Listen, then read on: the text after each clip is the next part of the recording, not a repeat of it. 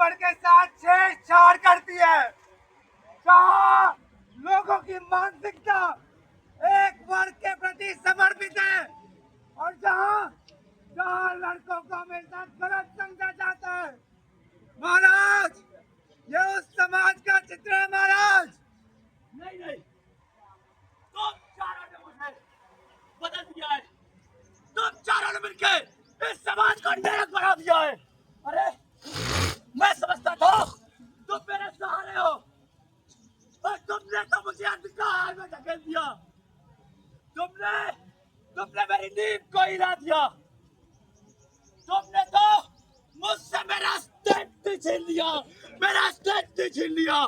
पर अब और नहीं, अब समय आ गया है सच और झूठ के बीच लकीर खींचने का, और अब तुम चारों को बदलना होगा।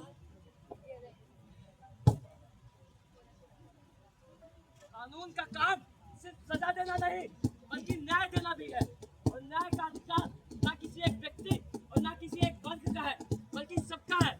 और अगर कानून किसी को स्पेशल प्रिविलेजेस देता है जैसे कि एलिमनी, तो ये भी कानून का कर्तव्य बनता है कि वो उसका ये सुनिश्चित करे सही उपयोग से हो। और कानून को तो ये एक समान होना चाहिए। मीडिया का काम सिर्फ खबरें बेचना ही नहीं, जनता तक सच पहुंचाना है, उसका कर्तव्य है। सारी बातें साफ दिखाना, ना कि एक अफवाह उड़ाना या किसी एक पक्ष का सहारा देना। आज मीडिया अपने पैसों पे बिकने लगा है, जिसकी वजह से सच और झूठ में फर्क करना मुश्किल हो गया है।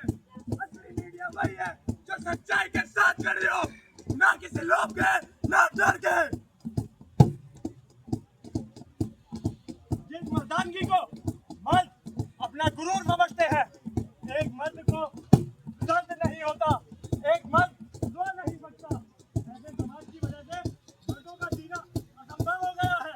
समाज को ये समझना होगा कि मर्दों को अपने जज्बात छुपाना कोई बुरी बात नहीं बल्कि एक बहुत ही अच्छी चीज है। इस समाज की मानसिकता इतनी पुरानी है कि अगर कोई लड़के के साथ रेप होता है या तो उसे मजाक बना दिया जाता है या तो उसे